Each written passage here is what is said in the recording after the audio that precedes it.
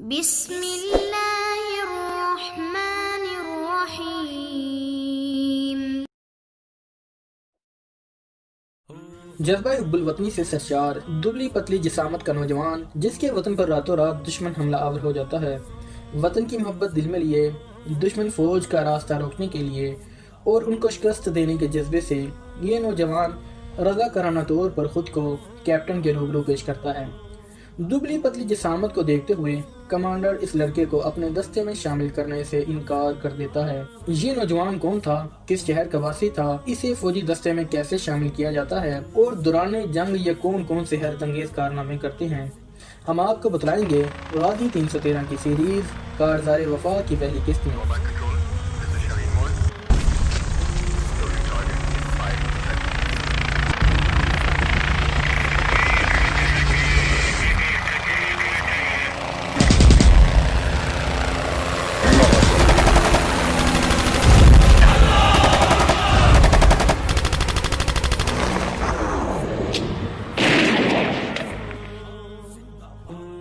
جی ناظرین، آپ دیکھ رہے ہیں کارزار وفا کی پہلی قسط اربیل و فقیر غازی۔ 1965 میں 5 اور 6 ستمبر کی درمیانی شب انڈین افواج پاکستان کی حدود میں داخل ہونے کی کوشش کرتی ہیں۔ وطن عزیز حملے کی زد میں تھا، بھارت کی توپیں گولے داغ رہی تھیں، انڈین جیٹس پاکستانی حدود میں پروازیں کرنے لگے تھے۔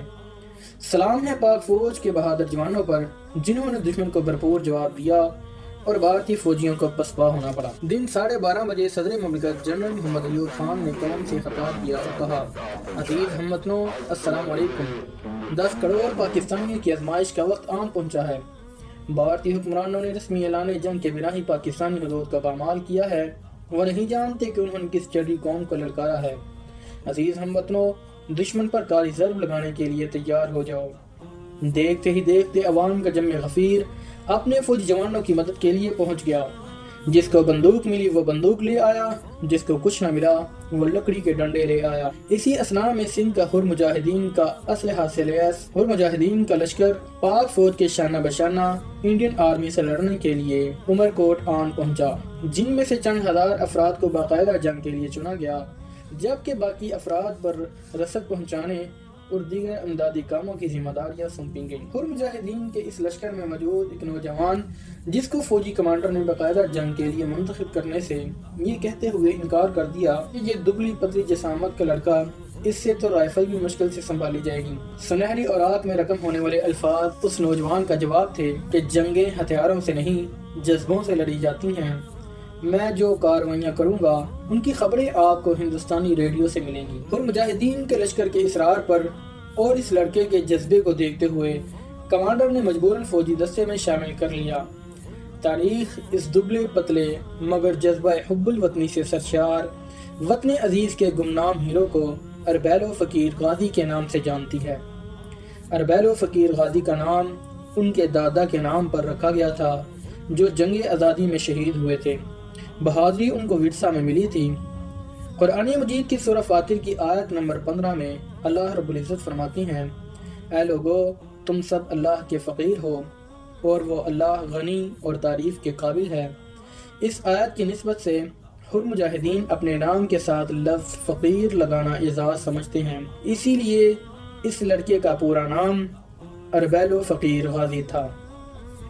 1965 کی جنگ کے دوران خبروں کی ترسیل کے باقاعدہ ذرائع اخبارات تھے یا پھر بریکنگ نیوز کے لیے لوگ ریڈیو کی طرف متوجہ رہتے تھے۔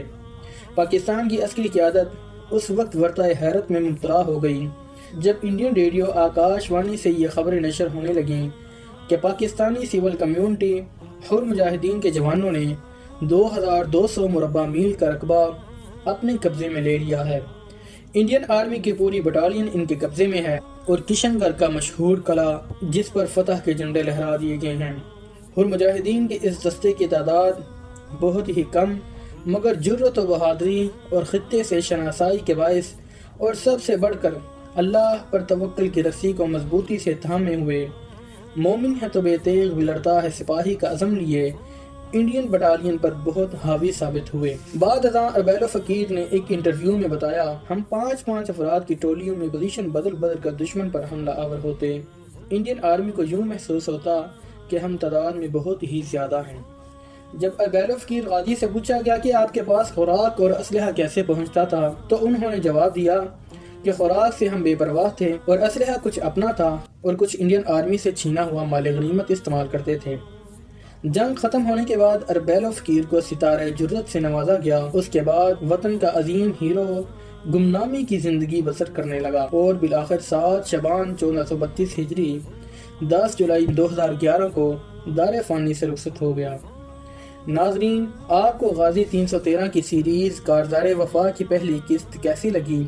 کمنٹ سیکشن میں ضرور اس کا اظہار کیجئے گا، اور اگر آپ کارزار وفا کی دوسری قسط وطن عزیز پاکستان کے عظیم سپوت جنرل حمید گل کے بارے میں جاننا چاہتے ہیں تو ہمارے چینل کو سبسکرائب کریں اور بیل آئیکن کو ضرور پریس کریں۔ ہم بہت جلد دوسری قسط لانچ کرنے والے ہیں۔ نیک تمناؤں کے ساتھ اللہ حافظ، السلام علیکم۔